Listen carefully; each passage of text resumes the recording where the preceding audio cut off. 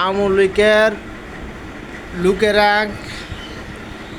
কী করেছিল এটা কি ভুলে গেছেন আপনারা? এই যে কোনো দোকানের ফাটে আমরা যদি বিএমপি নিয়ে একটা কথা বলতাম বা যে কোনো একটা কথা বলতাম, বিএমপি এই করছিল সে করছিল ভালো ছিল, আওয়ামী লীগের লোকেরা কীরকম ধমক দিয়ে বসাই দিত, এই করতো এই করতো, থারবার লই আইতো কাছে।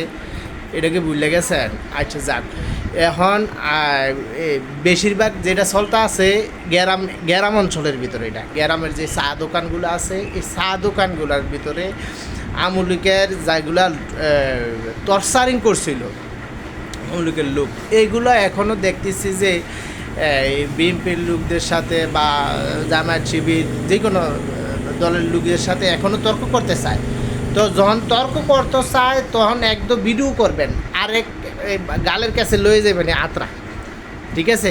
আর লয়ে যাবেন আর ভিডিও করবেন। ভিডিও করলে যদি হাত দিয়ে না মারতেন পারেন, এটা থানাত লয়ে গেলে কার্যকর হয়ে যাব।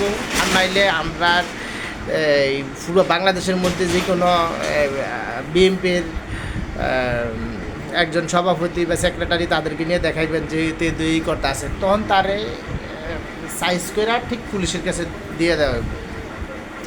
আর যদি এটা না করেন, আপনারা শুনেন, আপনার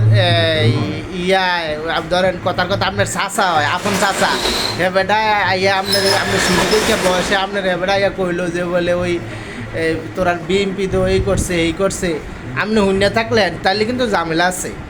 এই শূন্য ধান যাইতো না, চাচার ধমক দিয়ে বয়াইলে দেবো, নাইলে কিন্তু আপনার আরেকবার আপনার কাছে লয়ে যাবো ধারবার। তো এই হিসাবে কর্তব্য কি আপনারা অ্যাক্টিভ থাকতে হবে, কোনো কথা কওয়ার সুযোগ দেওয়া যেত না। এটা শহরে চলে না এই বিষয়টা। কোন শহরের ভিতরে আওয়ামী লীগ কোনো একটা টু শব্দ করতে পারে না। বেশিরভাগই গ্রাম অঞ্চলের চা দোকানগুলোতে এই বিষয়টা চলতে আছে, যেটা আমি দেখতেছি বিভিন্ন জায়গায় যাই তো আমি শুনি।